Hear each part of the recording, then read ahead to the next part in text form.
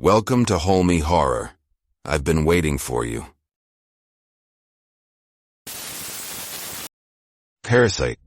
The town of Norwood, nestled in the valley of dense forest and jagged hills, had always prided itself on its remoteness. Residents spoke in hushed tones about the big city evils that never seemed to creep into their quiet world. But when death finally came to Norwood, it wasn't in the form of drugs or crime. It began in a research lab just outside the town limits, hidden behind tall fences and armed security.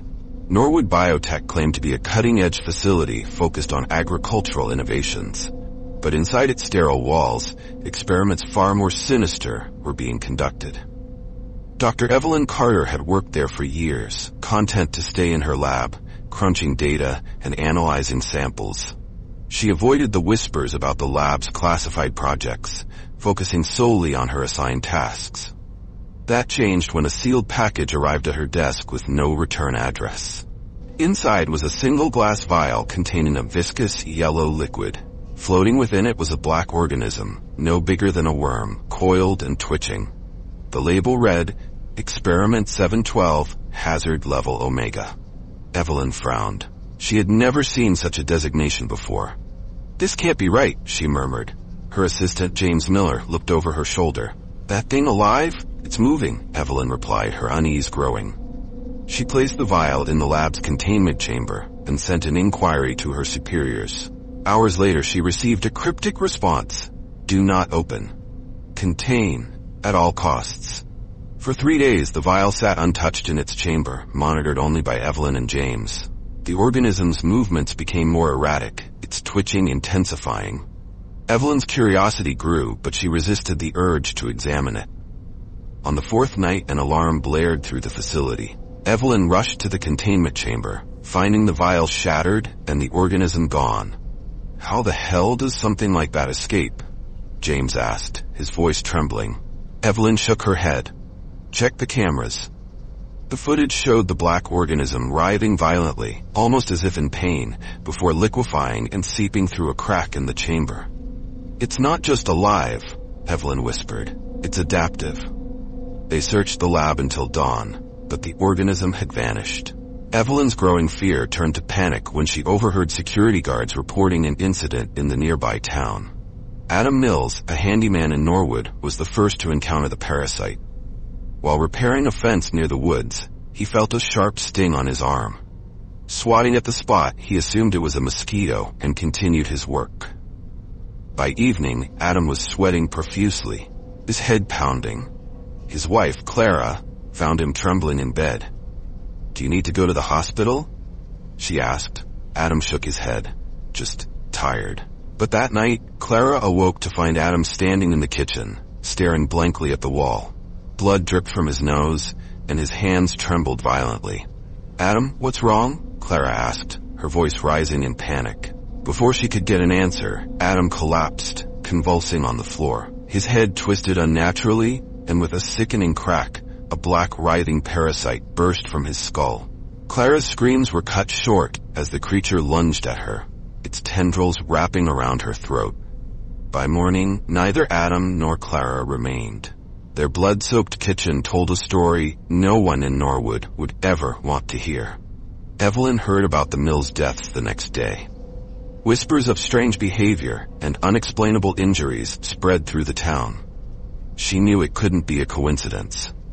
"I think it's connected to the organism," she told James in the lab. "Then why haven't we reported it to the authorities?" James asked.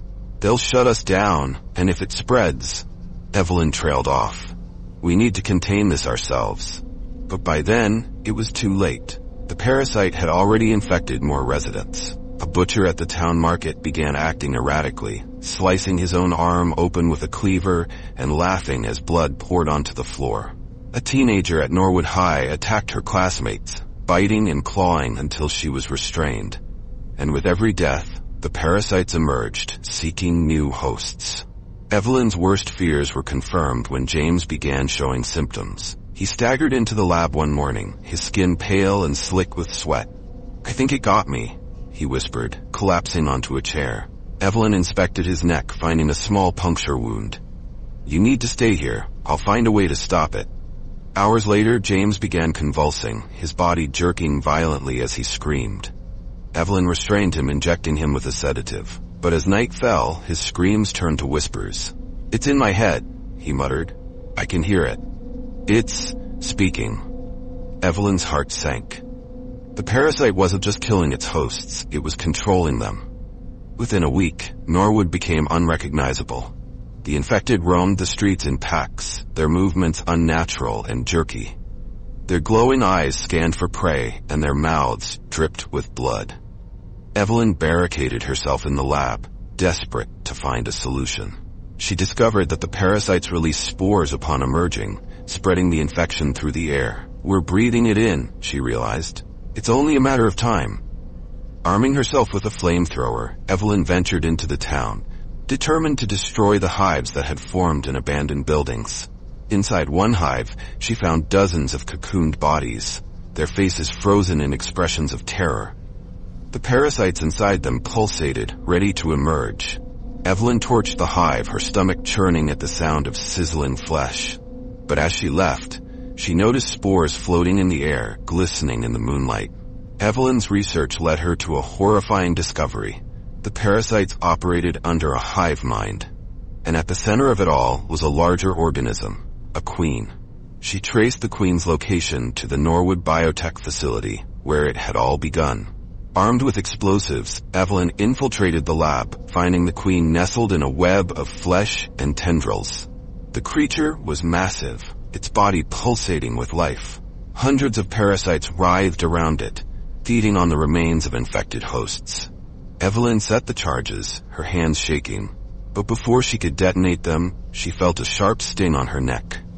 "No," she whispered, her vision blurring. Evelyn woke hours later, her body bound in the queen's web. The parasite inside her writhed, controlling her movements. She could feel its thoughts, its hunger. The queen's tendrils wrapped around her, pulling her closer. Evelyn screamed as the parasite inside her merged with the hive, her mind consumed by the collective consciousness. When authorities arrived weeks later, Norwood was a ghost town. The bodies they found were husks, drained of life. And in the center of it all was Evelyn, her body transformed into a grotesque vessel for the queen. The infection spread unstoppable. Humanity's days were numbered. The parasites had won. Thanks for watching. And don't forget to subscribe for more chilling stories. And remember, be careful. I'll be watching you.